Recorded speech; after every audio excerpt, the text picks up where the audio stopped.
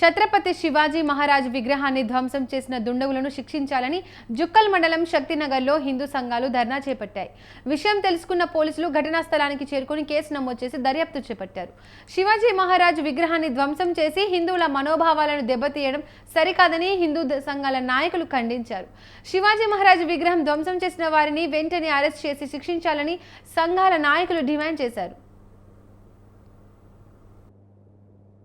అంటే శివాజీ మహారాజు స్టాచ్యూ ఇక్కడ చూడడానికి ప్రశస్తంగా ఇక మూర్తి ఈడ కనబడడానికి దిక్కున ఊరికి ఇక సువిధ చేసింది. అందుకోసం ఈడ ప్రాబ్లం జరిగింది.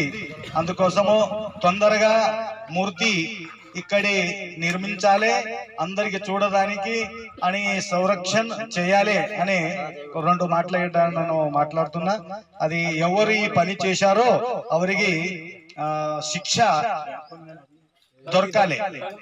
1 కిలోమీటర్ సమీపంలో ఉన్నటువంటి ఇక్కడ సోపూర్లో దారి వెళ్తుంది, కర్ణాటక బార్డర్. ఇక్కడ కూడా కరంజీ శక్తినగర్కు వెళ్ళే దారిలో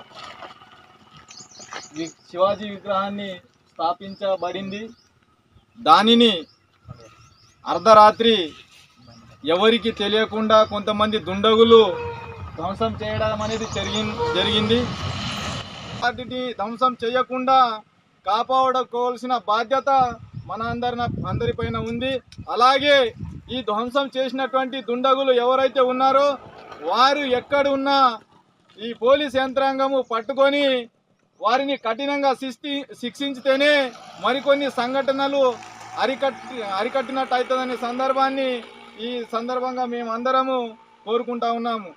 నిన్న రాత్రి నుండి ఈరోజు ఉదయం 7 గంటల మధ్యన శక్తినగర్ టీ జంక్షన్, డోన్గావ్ విలేజ్ దగ్గర ఉన్నటువంటి శక్తినగర్ టీ జంక్షన్ దగ్గర శివాజీ స్టాచ్యూ 1.5 నుంచి 2 ఫీట్ల వరకు ఉంటుంది. అది బ్రాస్తో తయారు చేసినటువంటిది. సుమారు దాని విలువ 8,000 ఉంటుంది అని చెప్పేసి తెలవడం జరిగింది. ఎవరో గుర్తు తెలియని వ్యక్తులు దాన్ని విప్పి తీసుకుపోయారని మాకు ఫిర్యాదు అందింది.